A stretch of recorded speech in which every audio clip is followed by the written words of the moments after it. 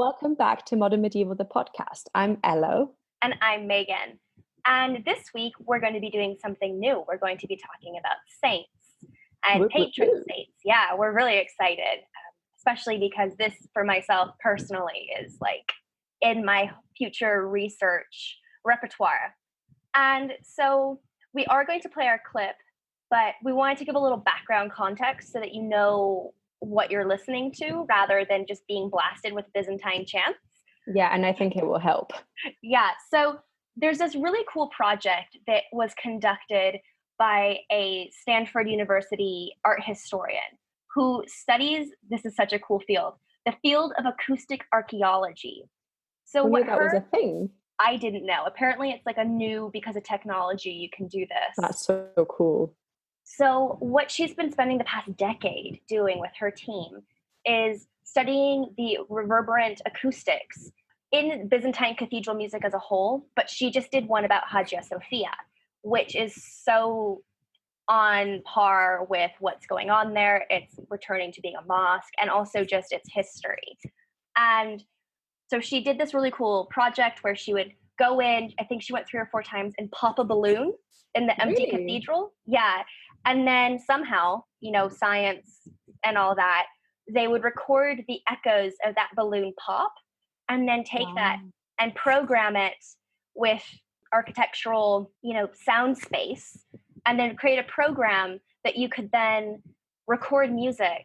And with that program, it would mimic or produce the sound effects of that space. That's incredible. So cool with technology. There's so many new things that are going to be discovered. Yeah, it's truly astounding. So with this project, she just created a playlist, and we'll include this in our notes, called The Lost Voices of Hagia Sophia, with the Byzantine chant group Cappella Romana. Did 12 songs, all Byzantine, different types of chants, through this program. Part of the reason why she really wanted to do this was apparently the way that Hagia Sophia is constructed is that the sound reverberation is supposed to layer on top of itself and create kind of like numerous layers of echoes, so that not quite like a drone, but the building of sound gets thicker, which That's is just cool. So cool. So we're going to play a little clip from the very last song on this album compilation, what have you, which is from the Asmatikon Cherubic Hymn. And just quickly, what the Cherubicon or Cherubic Hymn is, usually sung at the great entrance during a Byzantine liturgy. And the hymn symbolically incorporates those present at the liturgy, so the audience, with the angels gathered around God's throne. So it's concerned with the very heart or the core of the divine liturgy, also known as the anaphora. This can be traced back, this practice, all the way back to St. Basil and to John Chrysostom's redaction of Basil's liturgical text. Just kind of a cool thing to think about angels and being present with them.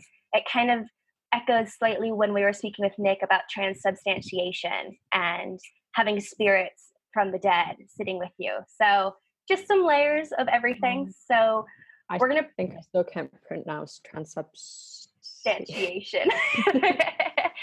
So we're going to play about a minute clip for you. It's from the middle of the Asmatikon. But hopefully you can just listen and hear what we were briefly just informing you about.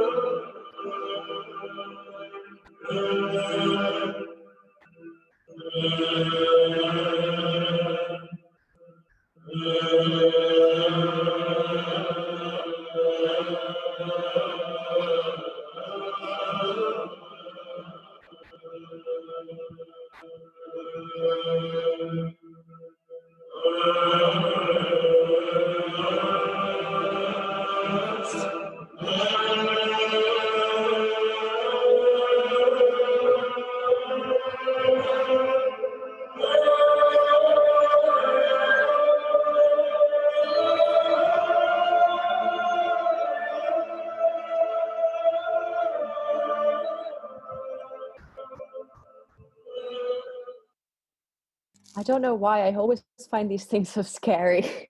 Really, I have the opposite. I have goosebumps, and No, I mean, it's beautiful, but like I kind of associate this with the beginning of a horror movie or something like that.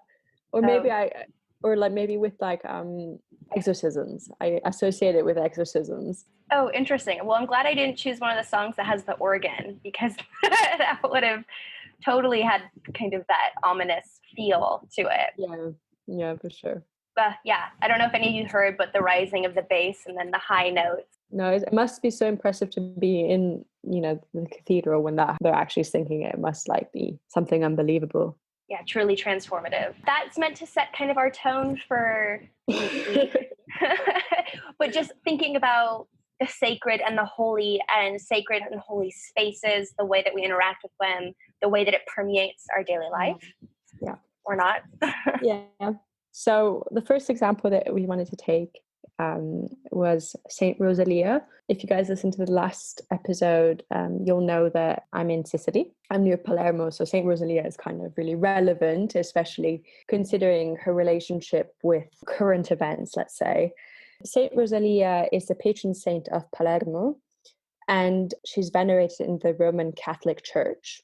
So the celebrations that still occur to this day are in the 14th of July and on the 4th of September. On the 14th of July, you have like a feast in her honor. And on the 4th of September, we've got a pilgrimage on the Mount Pellegrino. Iconographically, you can see her depicted as a young woman, sometimes holding a cross or a book or a skull, and representations of the scene that she's really known for. She's also known for wearing a crown of roses because she was meant to be really beautiful and young and pure, and is attended by angels. And so why is she so important? What is the story behind her sainthood? So she was born in the 12th century into a noble family linked to the royal family, and she was then her birth was announced as something very special.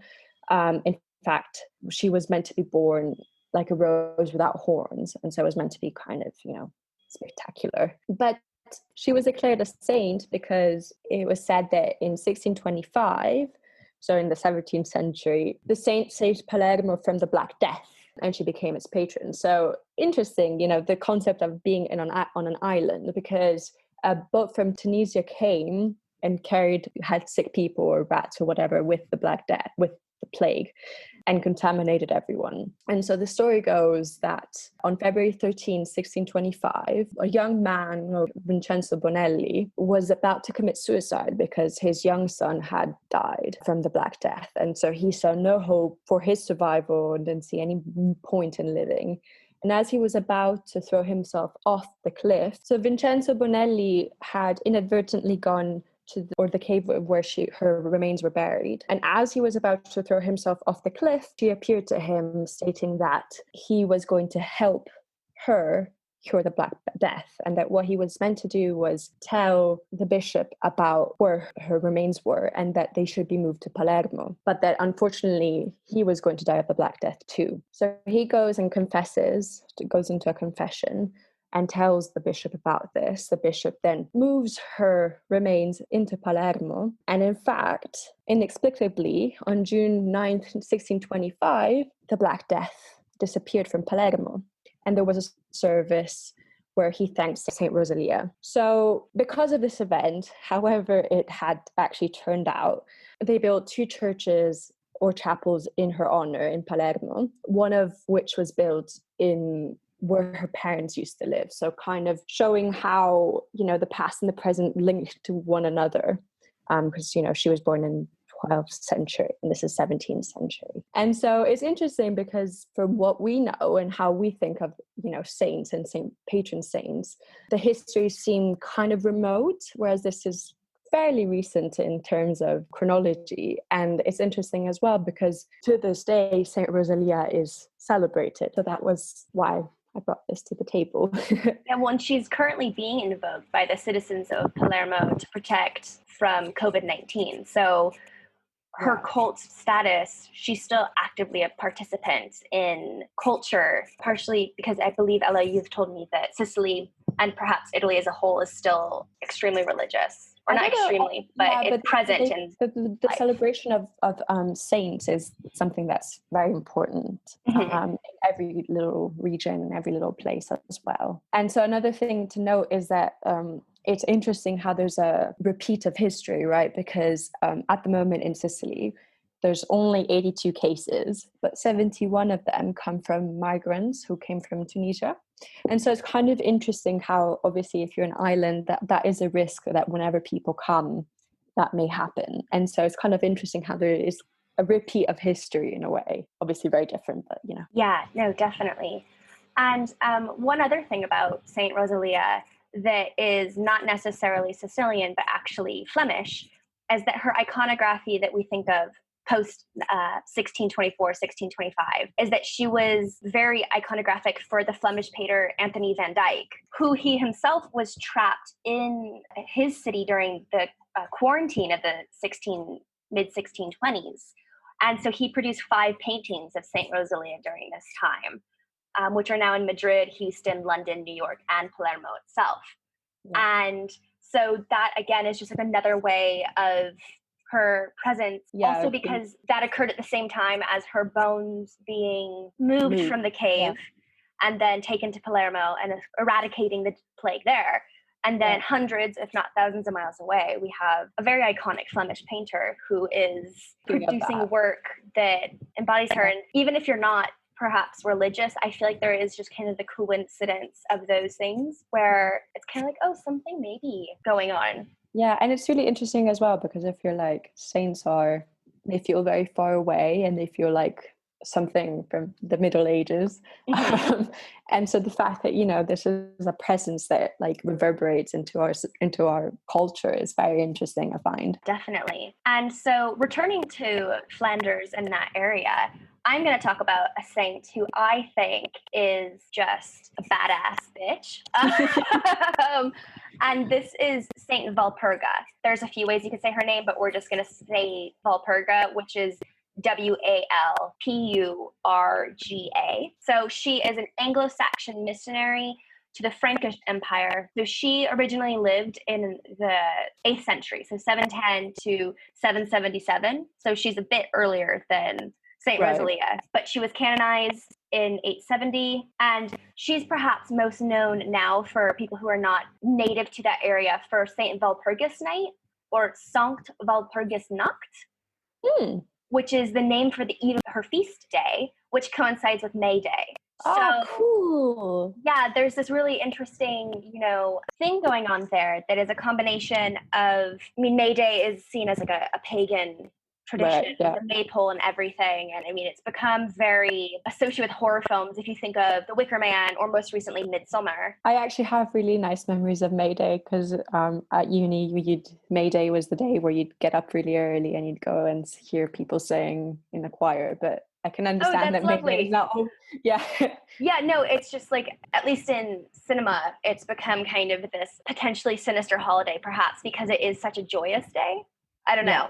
But so her feast day is the eve of that. So it kind of crosses over both days. And I think that's just kind of, it's nice. So Saint Walburga was born in the county of Devon in England into a local aristocratic family. And her family is just full of saints. So she's the daughter of Saint Richard the Pilgrim, also known as Richard of Wessex, an under-king of the West Saxons, and of Saint Vuna of Wessex, that's her mom. Then she has 2 brothers, Saint Willibald and Saint Vinibald. So that family is just super holy, I guess. Imagine if you're born into that, like, you must be quite off pressure. I think it's quite extraordinary, like that example. But so her father sets out in 721 on a pilgrimage to Rome with her 2 brothers. Walburga is left behind because she's 11 to a monastery at Wimborne Abbey in Dorset. And she's living there for a year when she gets news that her father has died on the way to Rome. He died at Lucca. So after her father's burial is taken care of and everything, he's buried at the Basilica of San Frediano. Her brothers go to Rome and they both get really, really sick there. It's a little unknown of if it's the Black Death or malaria, Right. but they're both very ill. So after recovering, her brother Vinibald, he wasn't the most healthy fella just to begin with, he stays in Rome to pursue further studies, to get more involved in the church and studying and everything. Whereas Willibald goes to the Holy Land. And he's gone for about 7 years. And so when he gets back to Italy, he becomes a monk at Monte Cassino, which is also related, that area, to Saint Benedict, who we'll talk about in a bit. So, but in 730, so we're talking about almost a decade later, Vinibald, the one who was hanging out in Rome because he wasn't feeling super well, returns to England, and he gets, I guess they have a third brother, don't know the name. Apparently he's not a saint, he's just a person, poor fella. They get a clan and they go back to Rome to begin a monastic lifestyle there. And so during this time, Walburga, who, as you can tell, is the life of her brothers is really important in her story, and we'll get to that. But she's just been staying at Wimborne, becoming educated. So she becomes a nun, and what I think is super cool is that the nuns of Wimborne were skilled not only in copying and ornamenting manuscripts, so doing illustrated letters, marginalia, and all of that, which is a very, very skilled craft. Yeah. But going back to writing, kind of. Right. But they're also were highly celebrated for their what's known as opus Anglicanum, or English work, which is really fine needlework of medieval England done for ecclesiastical, secular use on clothing, hangings, scarves, and everything.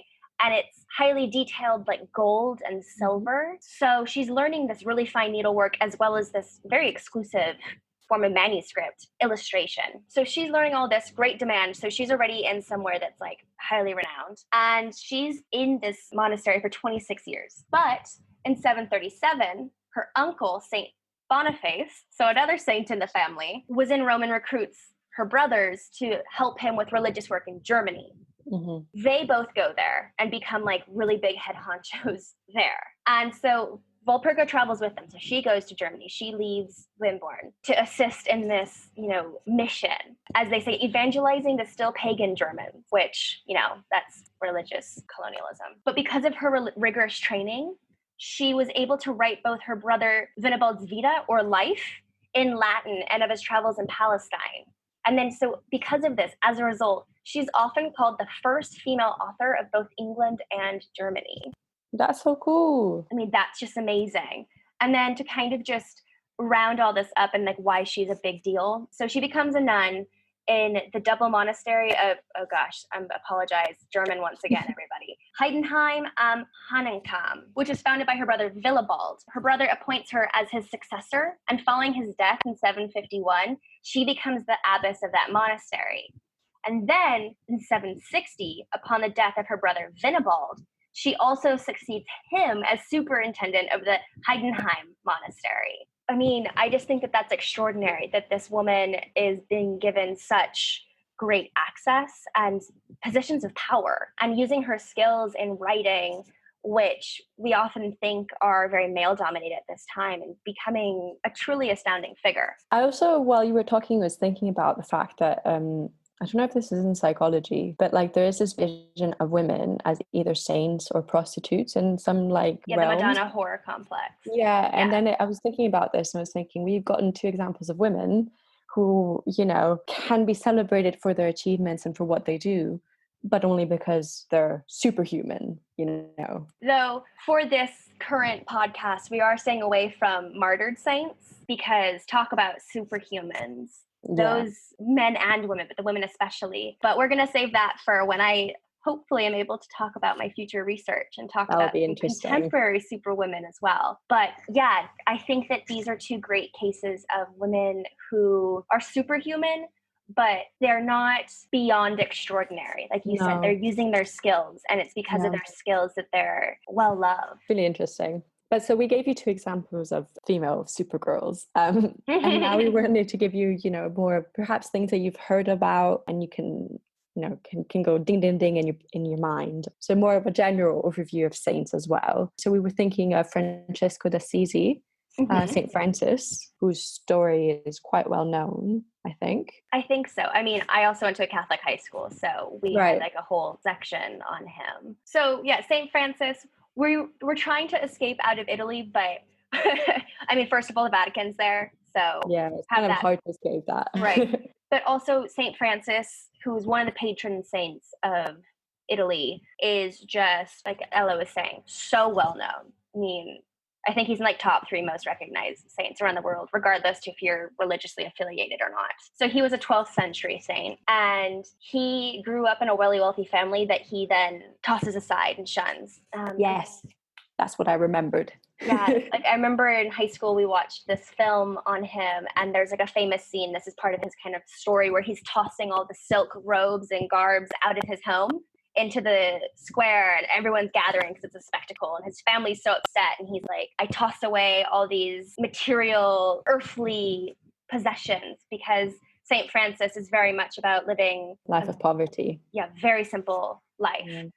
It's interesting as well, because this reminds me of Siddhartha, because Siddhartha doesn't, he just leaves. Yeah, and he goes to and for those of you who don't know, Siddhartha becomes the first Buddha. Yeah.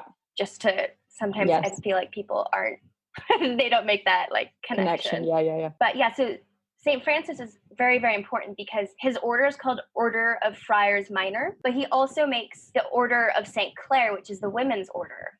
And then the last one he has is the Third Order of St. Francis, which this means, so the women's order is technically considered the second one. Right. He was so popular in his time that people who are married or had other sort of like factors that wouldn't allow them to join a first order, he created this third order so that they could still live pious lives as best they could. So that, I think, just is a great testament to how accepting he was as a human. Yeah, so he was eventually canonized in 1228, and along with Saint Catherine of Siena, he is one of the patron saints of Italy. And he's probably most well known to everybody for being the patron saint of animals and the natural environment. So he appears in like lots of gardens. It's true. Spaces. I actually, to be fair, I feel like I've seen a lot of representations of him that way with deer, usually. Yeah, like deer or birds, like on his shoulder, his hand. Thought that we would bring him in. And so briefly, to clarify for everyone what a patron saint is. So I didn't really know the difference between like a patron saint and a saint per se, but they are different. They have different implications. So we're all familiar with patron saints because you have like a patron saint of like lost objects. Saint Christopher, I believe it is. And people wear his necklace, and he's like also the patron saint of travelers or something. Maybe I should wear that too. But then we also have other, like St. Francis, patron saint of Italy. St. George, who we'll talk about in a bit, patron saint of England. So, what is a patron saint? It's somebody who is identified as a heavenly advocate of a nation, a place, a craft, activity, class, clan, family, or person. So oftentimes you have a patron saint who will be like of a nation, but they'll also be of childbirth and health and martyrs and gardening or something. I mean, some of these saints have lists that are like 30 different attributes that way. But also, so we think of patron saints usually in regard to Roman Catholicism, Anglicanism, or Eastern Orthodoxy. However, there is patron saints in Islam. Really? I didn't know that. Yeah. So though Islam doesn't have like a particular codified doctrine of patronage like the Catholic Church, they do have saints who are an important part of their practice of religion, of both Sunni and Shia Islamic tradition. Mm-hmm. So these classical saints that they have usually serve as the heavenly advocates for specific Muslim empires, nations, cities, towns, and villages. So it seems like it's a bit more bound to like a geographic location or space. But apparently, according to one scholar, Martin Ling, there's hardly a region in the Empire of Islam which has not a Sufi for its patron saint, which is quite interesting. It usually kind of develops organically from some local individual, so again, like Christianity. However, unlike Catholicism and Eastern Orthodox Christianity, their patron saints in Islam are often recognized through popular acclaim rather than through official declaration. Right. So kind of like just popular people that then develop a cult or something rather than royal decree. It's so interesting to see how these things kind of exist in more than one religion, and that like, something that we kind of think is specific to one culture and one religion actually isn't. Yeah, exactly. And again, I think that this is something that shows in that vein, how, there's like the religious culture wars currently going on, especially in America, of Islam versus whatever Christianity is in America, and they share so much. Same with Judaism. Yeah. So much is shared, and they're not quite that different. Yeah, it's this really controversial thing. You either go on one side or the other, as if, it's so, dualistic. It's not really like that. Well, and then whatever is pointed at as other or negative is usually the radical sects, and that goes to both. I mean, in America, everyone that is evil and other, and I hate using those terms, but those are just very blanket part of the rhetoric, are the extremists. It's not the general population. And you could say that about like the anti-abortion people in America who like blow up the clinics. Those are extremists. Yeah. Have you watched on Netflix the series Unorthodox? No, it's on my list. That's really quite interesting because I knew nothing about Orthodox Jews, and especially the communities in New York. So it kind of gives you an insight onto what kind of potentially the struggles can be and what difficulties they have. Also, I feel like often if you're not part of that culture, you don't really know, you get these like prejudices about what they do and what their lives are like, when actually it might not be like that. Yeah, especially I have found that Orthodox Judaism, I feel, is a bit more secluded because they stay within their communities. It's one of those cases of like the unknown is there for others and not made. Yeah. But so, I'll definitely have to check that out because it's really good. Let me know what you think. Yeah, definitely. So returning to saints,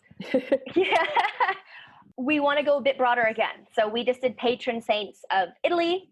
Now we want to talk about refocus again. Yeah. So we're going to talk about Europe as a whole. There are quite a few for Europe, but perhaps the most famous one is Saint Benedict of Nursia, who we know now as Saint Benedict, the rule of Saint Benedict, Benedictine monks and nuns. And they're the ones who created monasteries and convents as we know them today. I mean, super radical. So he was a 5th to 6th century, so March 480 to March 543. He's venerated in the Catholic Church, the Eastern Orthodox Church, the Oriental Orthodox Church, the Anglican Communion, and Old Catholic churches. So that is really broad and really impressive. Right. So I think that's part of the reason why he's patron saint, along with his accomplishments. He is usually identified, I'm going to tell 2 quick anecdotal stories about him. So basically, he was born of a Roman noble in the modern day Nursia and Umbria. Tradition has it that he has a twin sister, Scholastica. We don't know if they're actually twins, but they were related. And she's another important saint. So Benedict was sent to Rome to study, as you did at that time. And so he's around the age 20, and he's in Rome, and he is completely disillusioned with the academic style there. He just thinks that it's rife with sin and distractions. What's my excuse? So he's trying to find somewhere to live a simpler life where he doesn't face this temptation. So he takes his nurse with him as a servant, and they settle down and live in Theta, which tradition has it is near Subiaco. But near there is a valley, and in this valley is a cave. And he's like, kind of like Saint Rosalia, he's like, oh, cool, cave. I want to live here. So he meets this monk, Romanus of Subiaco, who kind of convinces Benedict of this lifestyle choice. Benedict hanging out in this cave, people start to like hear of him and his disconnection from the world, and they come and they visit him, and he grows in popularity. So over the span of 3 years, he becomes super popular. Eventually, due to his popularity, there are these monks that are at a monastery nearby, and they're like, hey, can you please become our abbot? We really respect you. And he's like, Benedict says, I'm too strict for you. You will just come to resent me. And they're like, no, you'll be fine. So he goes there, and very quickly they decide that they do not like him. And they try to poison him with poisoned wine. So Benedict, as he's blessing his meal and his wine, the glass shatters and the deceit is shown. So that's one of his like emblems, as a shattered glass. Another monk tried to poison him with or a neighborhood priest, not a monk, Florentius, who is super envious of Benedict and goes to his cave, because Benedict goes back to his cave, and gives him poisoned bread. And so Benedict is in the process of blessing everything. And a raven comes in and swoops and steals the poisoned loaf. Oh my God. And so a raven is another one of the emblems of him. So these are seen as miracles, which to become a saint, you have to perform some sort of miracle. Yeah. Numerous. And it's a really, really long process. And we'll save that for another episode. Because there are people like Joan of Arc, who's considered a patron saint of France. Quite interesting. We're trying to give you an overview. Right. Like starting point. So Benedict survives, these attempts at being poisoned. In about 530, he leaves Subiaco to avoid further temptation and animosity. And he founds 12 monasteries in the vicinity of Subiaco. And then eventually in 530, he founds his great Benedictine monastery in Monte Cassino. Mm-hmm. And this is on a hilltop between Rome and Naples, for those of you who don't know. This just becomes like a really important early medieval site of worship. And he dies in 547, and he is named the patron protector of Europe by Pope Paul VI in 1964. So his patronage of Europe is quite new, but historically he's been super important. And in 1980, Pope John Paul II declares him co-patron of Europe, together with Saints Cyril and Methodius, who are patron saints from the 9th century, Byzantine Christian theologians. And they are known for evangelizing the Slavs. So that's to include Central and Eastern Europe. That's Saint Benedict in a really rapid nutshell. There's a lot else going on. I mean, there's a famous depiction of him by Fra Filippo Lippi in 1445, who's one of the Renaissance late medieval artists. That is a name and a person that's very well seen. Yeah, that's a patron saint of Europe. It's just kind of, we find these things really interesting, and so we thought we'd share it with you. And also just to kind of show that even if you're not part of a religious sect or culture, how these figures still permeate life everywhere. So an example would be Saint George. Exactly. Not religious, you don't necessarily know his story, but you know that he slayed a dragon at some point, right? And yet in England, you see statues of him everywhere. And everyone just knows the story of Saint George and the dragon. And that is also an iconographic image that is drawn upon everywhere. So even if you don't know the name, you know that image. Yeah.